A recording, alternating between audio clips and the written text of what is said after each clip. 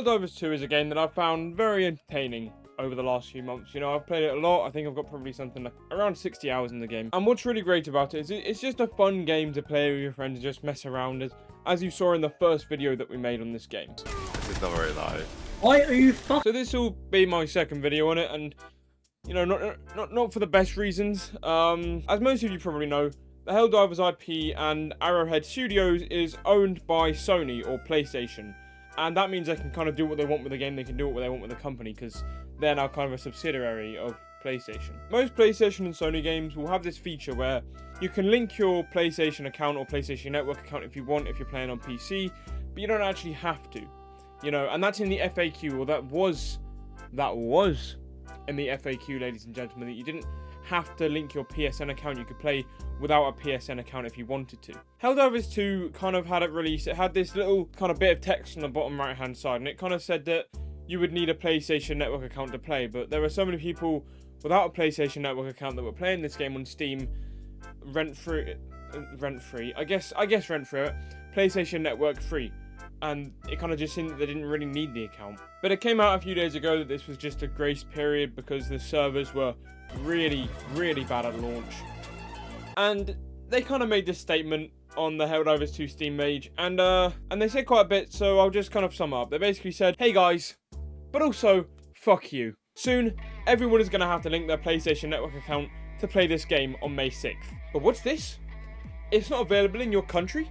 In one of the 177 regions? It's not available? Well, that sucks for you, mate. You can go play Fallout 76 or something.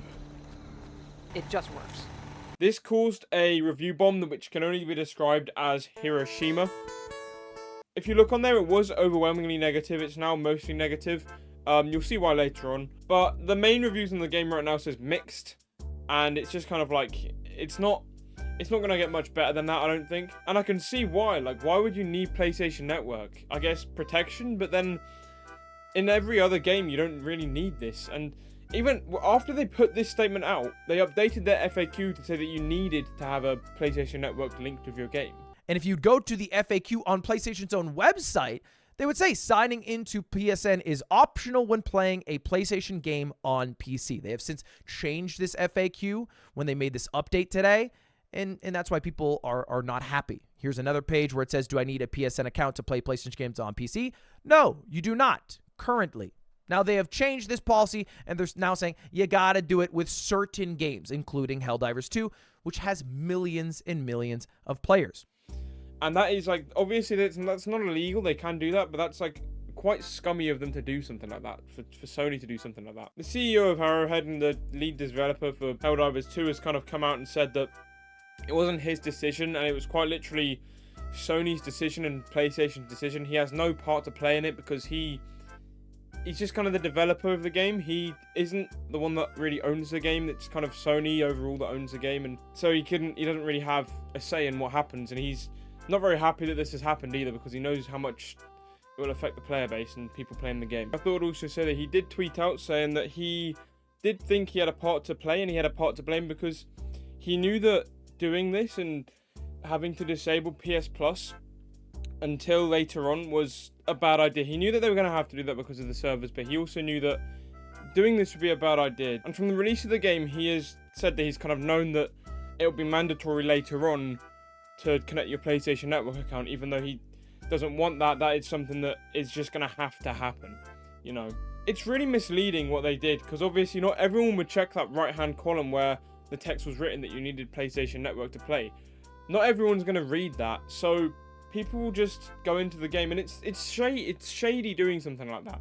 You should put a disclaimer, like, on the game in the description, maybe saying, or in the trailer saying that you need PlayStation Network. It's really misleading doing something like that, you know. And all of the people in their 177 regions that couldn't play the game, they are angry, and so are the people that even can play the game. Sony have put out a statement, and they kind of tweeted out on Twitter this, and I'll summarize it. They essentially said, hey guys, we heard your overwhelming feedback, and we're sorry. And we're now making the decision not to go forward with that, because guys, we're still learning what's right for our PC players. We're still learning. Please forgive us. The response was, you know, highly credited, and people were happy with what they said, because people the public have managed to bully a AAA high-ranking games company to basically get rid of a quite restricting feature of their game.